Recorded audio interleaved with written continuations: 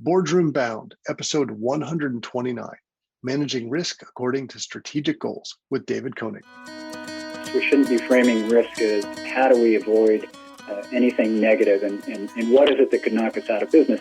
The difference between risk management and governance of risk taking is for the board to go through and say, are we comfortable that we have the necessary people?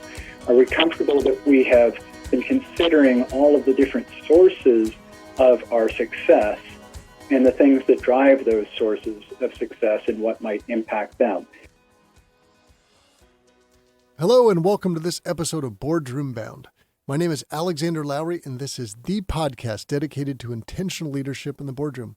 My goal is to give aspiring and existing directors the tips, tactics, and strategies necessary to transform your confidence and build a successful career as a board director. Quick reminder, you can get all of today's show notes at podcast.gordon.edu. And in today's episode, we're speaking with David Koenig. This is a risk expert, someone, if you read his LinkedIn profile, that would pop out very clearly. And just to back that up, if he needed more proof, he's got a book he's written called The Board Member's Guide to Risk. And he is also the founder of DCRO, which is the Directors and Chief Risk Officers Group. Again, someone sharing all of his expertise with us. And we're going to talk about today what that means to be in the boardroom and understand risk, whether you're on the risk committee or not, and opportunities to get smarter and better about the topic. Not only David's book, but the certificate in risk governance that DCRO has just rolled out.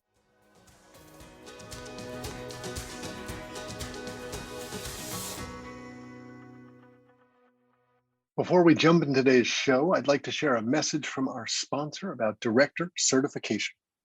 Want to join your first board, or are you looking for additional board seat opportunities? In either scenario, be sure to be disciplined in your approach. Now, through the Becoming an Exceptional Board Director Candidate Coaching and Certification course, you get both modern board director candidate packaging and modern board operations knowledge integrated within one program. Remember, the key to landing additional or your first board seat is in your packaging. Make the effort to do it right. Program graduates also receive their globally recognized International Board Director Competency Designation upon course completion. It's designed for individuals and groups. You can learn more at bit.ly/IBDC-D. That's bit.ly, bit.ly/IBCDC-D. And now let's jump into the show.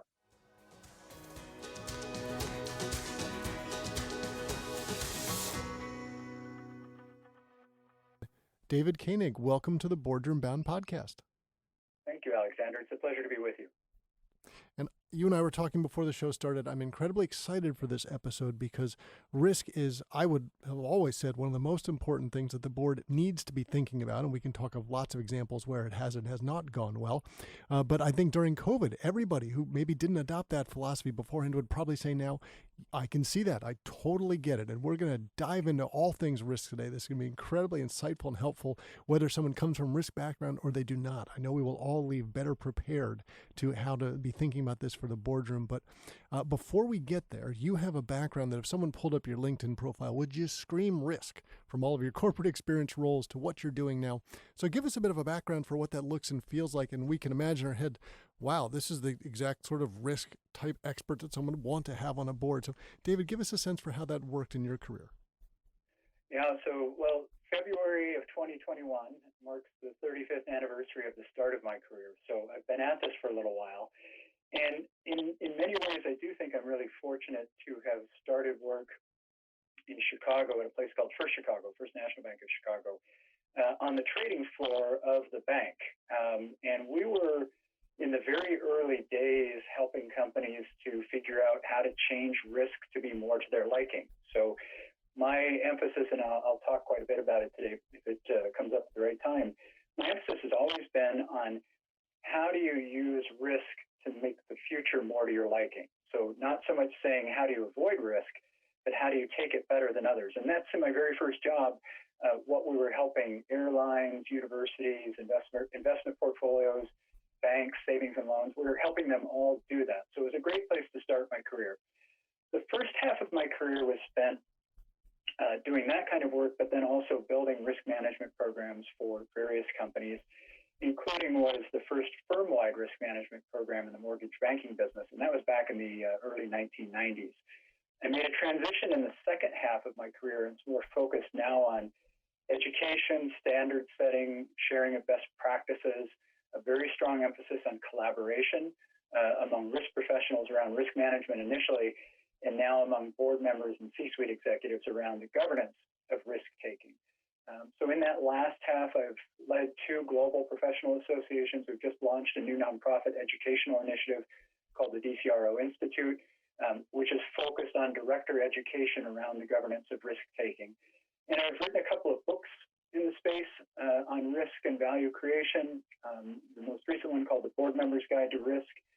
Serve on the editorial board of the Journal of Journal of Risk Management in Financial Institutions, and continuing to do work to help people around the world share the ways in which they understand risk and how they use it well in service of whatever the purpose is of their organization. So I think that's one of the most important things I can leave your listeners with, is that if my LinkedIn background screams risk, I hope it also screams risk towards attaining some goal and serving some purpose. Maybe managing risk might be a better way than saying risky. How about that? Screams ability to look after and manage risk, which is hard, right? We can look at so many examples and we can look and point our finger and go, oh, they got that wrong. They didn't manage that well. The board screwed up some of those risks. I think my favorite story of that is when you look at one of the collapses in the previous financial crisis was Lehman Brothers. And their board was packed with the who's who, the top names you could imagine in there. And one of the reasons they collapsed was when the board was reviewing scenarios of things that could go bad, management made a key decision and left out one of the risk scenarios. So the board never looked at it and they were never prepared for it. Now, you could argue that the board should have realized there was a chance the portfolio could blow up and all go to zero, but they didn't evaluate it. To me, that's sort of a risky situation in and of itself. It's like, how do we figure out the right information for us to get to make the right decisions on it? And that's just one simple example. Wells Fargo, so many others we could look at. And you're someone that has created and developed risk management programs at 3 different companies. So you have a sense for what the best practice is around this. Help some of our audience imagine what this could look and feel like. I just threw out a big name, Wells Fargo, massive institution, right? Too big to fail. How could a board member imagine ever thinking like, well, how do I help them ensure that they have the right systems and processes in place? It's huge. It's complex. Well, and I think one of the things you get to in that question is that there is no way for a board as a whole or any single board member to know everything that could possibly go wrong. And so I think this is one of the reasons why I try to emphasize to people that we shouldn't be framing risk about loss. We shouldn't be framing risk as how do we avoid anything negative and what is it that could knock us out of business. Those are all important elements to it. But really the difference between risk management, which is being done within the organization, and governance of risk-taking, which is at the board level, is for the board to go through and say, are we comfortable that we have the necessary infrastructure? Are we comfortable that we have the necessary people? Are we comfortable that we have been considering all of the different sources of our success and the things that drive those sources of success and what might impact them? A board can go through scenario analysis, a board can go through stress testing, but you couldn't possibly consider everything. So one of the most important things the board needs to validate is that the organization has something which I refer to as a problem response team, or others have referred to them as emerging risk teams. And those are ones that are empowered by the board and the executive to respond to the things that really no one had talked about before. So they're empowered to take fairly significant actions. And the board then has this job of ensuring that that element of what most people refer to as resiliency is in place. So I think boards are much better served by having conversations around what drives our success and then the threats to those drivers. And if they can understand those things, I think one of the things that boards have to be doing is having an understanding, say, of why they exist. So why is it the organization exists? What is it that all the capital providers who include employees, include financial capital, include even regulators who give you the freedom to pursue or lack of freedom to pursue your objectives, what is it that they need? What is it that they're going to need in the future? And how is your organization structured now versus what it might need to be structured like in a couple of years? Those are classic board discussions around strategy. But, you can't, in the case of Lehman, there's probably a lot of data that you could go through in the board packets and find that they should have known X. But I'll just say that the board's role at any organization isn't necessarily to know what X was, but to know that they had enough people and enough resources and enough processes in place that X would have been likely to have been seen and ideally interrupted before it reached a point of catastrophe. That makes sense. And we've covered two interesting topics here already. And I'd like to give a little context because I think they fit in with both of your books, right? So we've been talking about risk and the management of it and the governance, which is all about what the board stuff is doing. Correct. And we'll do a deep dive into your book in a moment because it's all about risk. But let's spend a few minutes on your first book about governance reimagined, which if I tried to summarize it up, I think you're talking about sort of building that governance framework around distributed, networked, and common governance models, right? Correct. So tell us a bit more would it be about helpful to give you a little bit more of an explanation of it? Yeah. So you hit on three key things, and each of those is a different form of corporate governance. So this notion of distributive governance comes from something called a Carver model of corporate governance. And many people in nonprofits will be familiar with the Carver model because I've seen that implemented more in nonprofits than for-profits. But the idea is for the board to have three key roles. One of those is to set objectives. The other one is to set the rules for pursuing those objectives. In other words, listing out all the things you cannot do in pursuit of those objectives. And then the third thing is to hire and evaluate the chief executive officer. So the Carver model is only that. That's all a board is supposed to do. But in the Carver model, then, that same process is taken by the CEO as they distribute the authority out to their direct reports, and their direct reports distribute the authority out all the way to the point where you're going to be facing all of these capital providers that I had alluded to before. Carver refers to that as this sort of nested bowl, or nested policy bowl model, because each set of policies is a subset of the higher policies. So the Carver model has been very successful, but it has a couple of really big problems. One of them being communication, so that a message that's delivered by the board around strategy, by the time it goes through 7 or 8 different points of transmission, has been compressed and either intentionally or unintentionally altered, so that it's not likely to be the same message that the board had. There's likely to be more noise than there is signal in that, to use the radio. Sounds like the game of telephone, David. It's exactly the game that I refer to as the game of whispers, but it's exactly that same game. So that issue is a fairly substantial one for organizations. And the other one is that they don't actually know if the information they're getting back is representative as well, because they have only one point of information, their relationship with the CEO. So while the Carver model tries to make it simple in saying that that's your only direct report at the board, you may not be getting a clear picture because the CEO might have other incentives than you do, and that's what's referred to as agency risk. You create an agent to act on your behalf. So the second model that comes into this is something called networked governance. And a gentleman named Shan Turnbull, who is based in Australia, is my favorite author on this. And what Shan says is that you should be bringing people in who care about the success of your organization. So stakeholders, that term sometimes gives people a sense that you're talking about soft and fuzzy concepts. But what's really important for boards to recognize is all of these different forms of capital. And I don't mean to keep repeating them, but it's human capital, financial capital, intellectual property. It's anything that you need to make your organization succeed. Every one of those capital providers is a stakeholder in your organization because they have expectations of some reward coming back to them in exchange for providing you with that capital. So the only thing when we're talking about bringing in stakeholders that we're doing is saying, let's engage all of the people who actually are giving us the fuel to run our organization. Now, they do a few different things in this model. One of them is that they are a check and balance.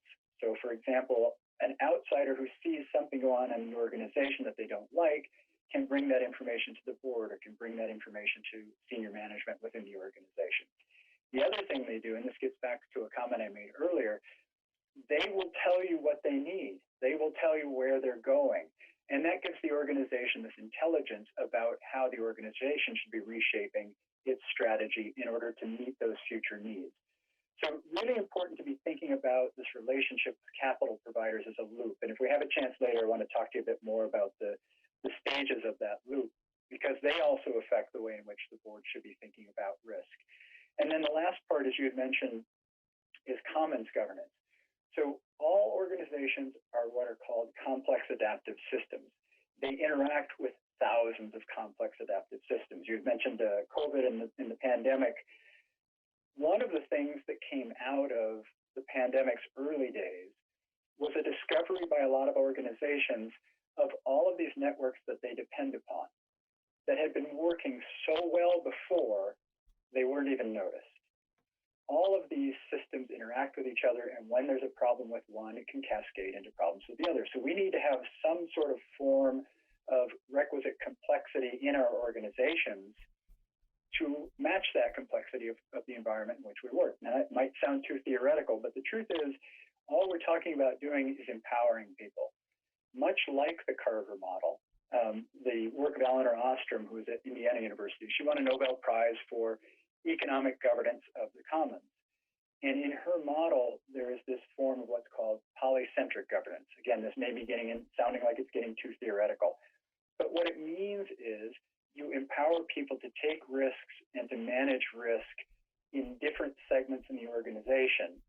And you also then have a series, I think there are 8 principles that she outlined for how they self-govern and for how people outside of their network create a check and balance on them. So when you bring those 3 elements together, you wind up creating a governance structure in an organization that emphasizes risk-taking in pursuit of goals. It emphasizes transparency so that there aren't these communication issues back up to the board and other people about that have incorrect information. And innovation. So 3 really essential points, 3 really essential components to being a successful organization. And I tell people that this model is akin to what a venture capital portfolio does. Or if you run a venture capital fund, you might invest in 10, 12, 15 companies. And you really only expect a couple of those ideas or a couple of those investments to work well. You expect more failure than success.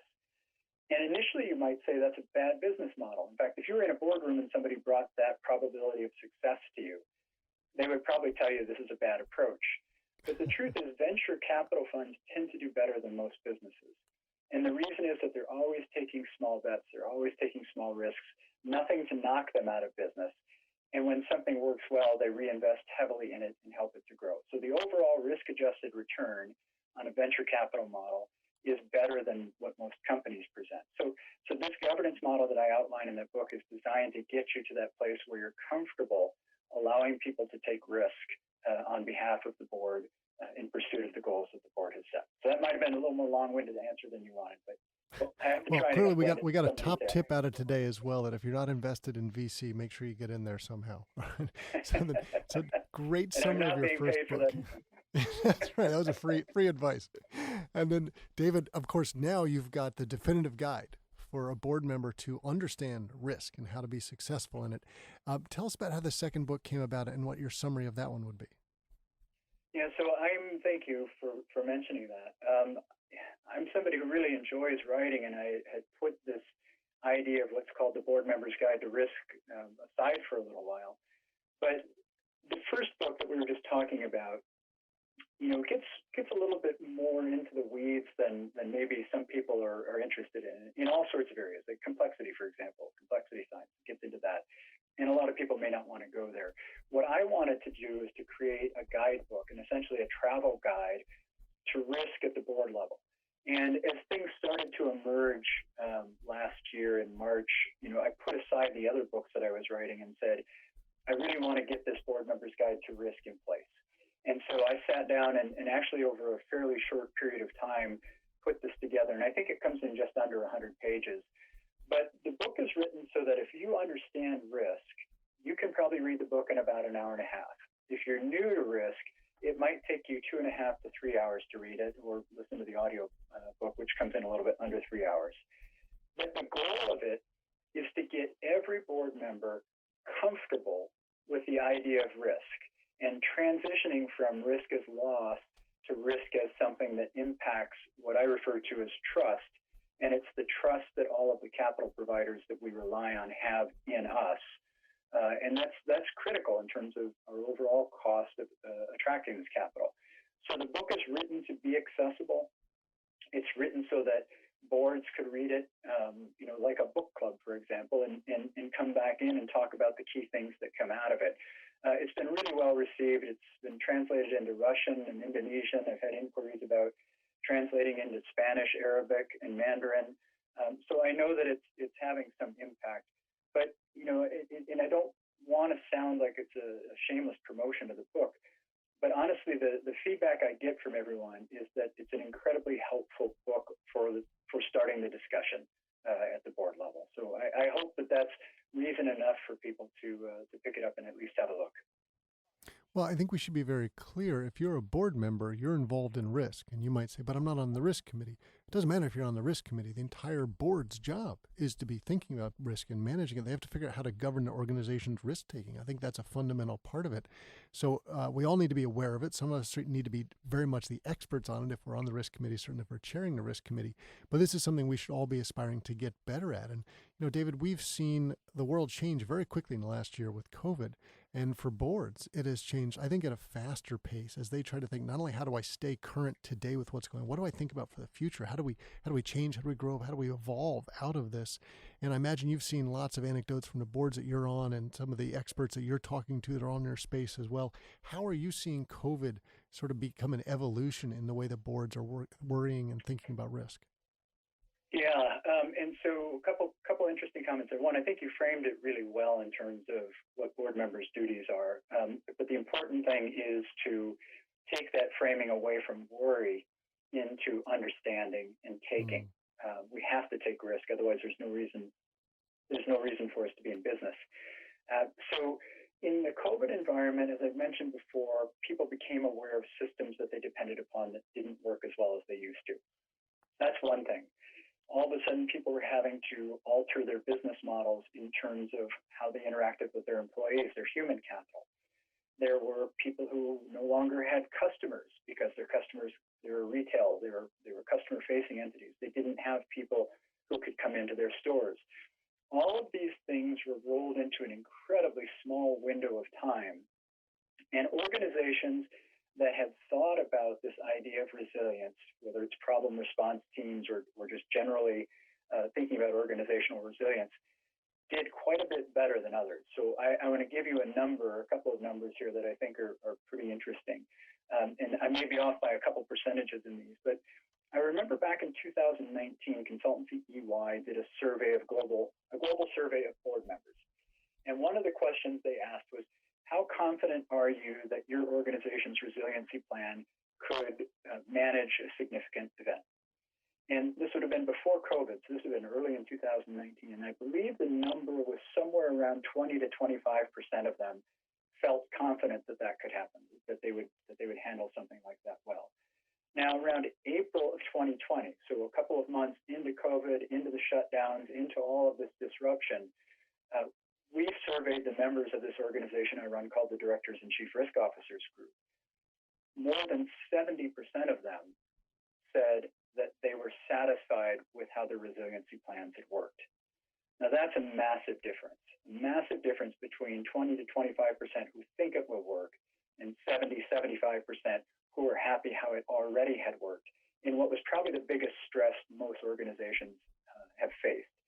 And what I say to people is, that difference is members of the Directors and Chief Risk Officers Group are already focused on risk governance. That's already a value that they have ascribed. They might have risk committees, or they might just have directors who are aware that risk is an important discussion to be having around objectives. So I think that just in looking at that number, we see that there's a value in talking about risk and how we use it well in advance of anything happening. And one of the other things I loved about that same survey was roughly 85%, even though 70% said that the resiliency plans they were happy with how they had worked, roughly 85% said that they would be revisiting their resiliency plans. So that's sort of a resiliency of resiliency, and that's a mindset. And if you have a minute, I'd love to talk to you about this mindset, which I call stochastic thinking, Yeah, which please. is different. It's very different from the traditional board members' way of thinking. So when you have committees, or when you have directors who have a skill in risk, on audit committees, they have this financial expert. We talk about something called qualified risk directors through the DCRO. When you have somebody like that, they see the future in a very different way than is typical. So let's take somebody who's a linear thinker. A lot of successful business people see an objective, they see a path to get to that objective, and they're successful at getting there. There's nothing wrong with that because they've seen over and over again that that's worked for them. You have another set of directors that talk about things in maybe best case, worst case, average case. They start to put a little bit more uncertainty into the conversation, but they really are still bounding the path towards success. People who come out of this risk world think stochastically.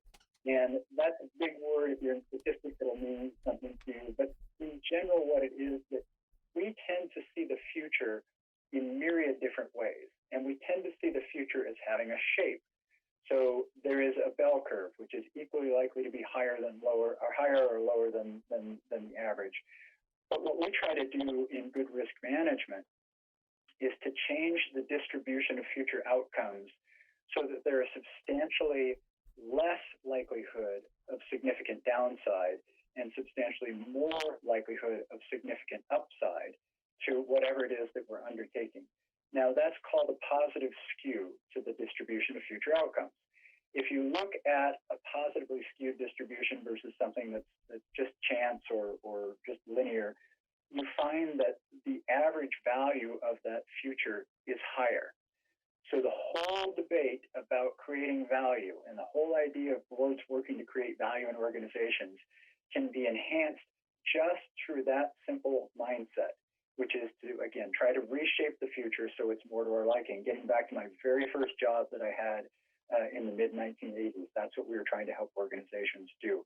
So when you're a risk director, whether you're a qualified risk director or just a director interested in risk, or if you're part of a risk committee, it's really important to be asking all of the questions that go into understanding how to reshape the downside so it never gets to be anything that knocks you out of business, kind of what Lehman had experienced, and how it is that you capture the upside of the innovative firms that we admire or the venture capital portfolios. And I think that's the greatest value that adding somebody with a risk mindset can bring to any board of directors. And this includes nonprofits, not just listed companies, not just for-profit companies. It includes nonprofits. They just serve their mission in a different way. Well, David, I think if I could use the word prove today, you've proved to us how much more probably all of us need to know and understand to be as successful as we want to be in the boardroom, whether on the risk committee or not. And fortunately, you have your new DCRO Institute, which is helping professionalize this, if I can use that as a word, deepen the knowledge for people, build into the right networks in the space, and even a certification coming out of it as well. So I would love to hear more about your certificate in risk governance that you're launching. Yeah, thank you. One of the things that I enjoy most in my work is collaboration. And I think if you go back and look over the last 20 years with me, you'll find that there are all sorts of things that have been collaborated on to help, whether it's in risk management or risk governance. And through those collaborations, I've met board members around the world and C-level executives around the world who just are great people, very smart, and also, probably most important, interested in sharing their knowledge. So we've put together a program. I think right now there's slightly more than 50 board members and chief risk officers who are part of this. And it's an educational program that's available worldwide for anybody who wants to advance their understanding of the governance of risk at the board level. So that's for sitting board members as well as aspiring board members. It's a program that has 17 core lessons to it.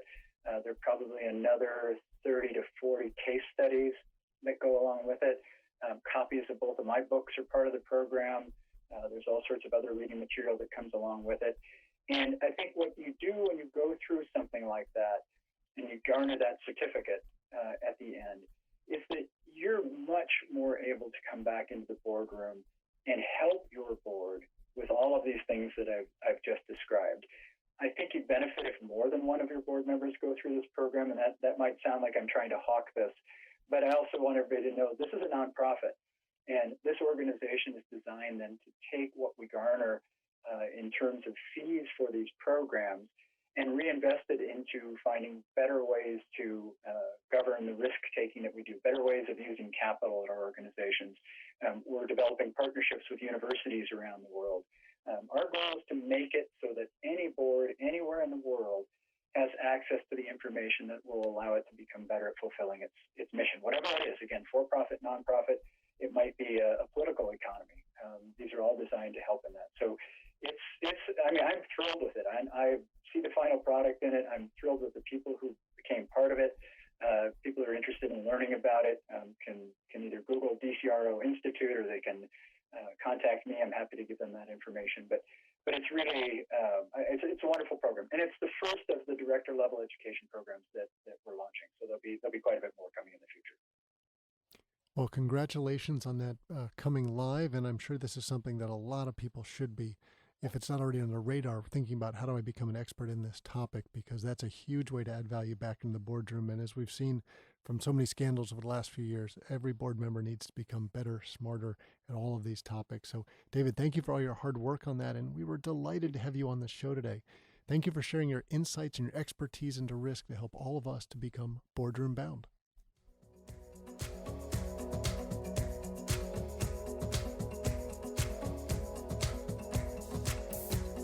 That's it for this episode of Boardroom Bound. I really enjoyed chatting with David Koenig. For me, risk is something we all need to be good at for the boardroom. Whether we are on the risk committee or just involved in the regular board, we need to understand it. We need to get better at it. He's got this cheat sheet guide. His book about the board member's guide to risk is something we can all digest in a few hours. And if you want to take the next step, you can look at what DCRO is offering. Certainly the certificate in risk governance would not only help you to be smarter, but give you a great credential to show on your board applications as well. Remember, if you head over to podcast.gordon.edu, you will find links to all of today's resources. And please know that the Boardroom Bound team and I are so proud to be your go-to podcast for all things that connect, prepare, and empower you to land a board seat. Be sure to subscribe to this podcast so you don't miss any of the high-quality content that we're bringing to you every Wednesday. Thanks for joining me today. I can't wait to share more stories and strategies from brilliant business minds with you again next week. Remember to keep tuning in to be Boardroom Bound.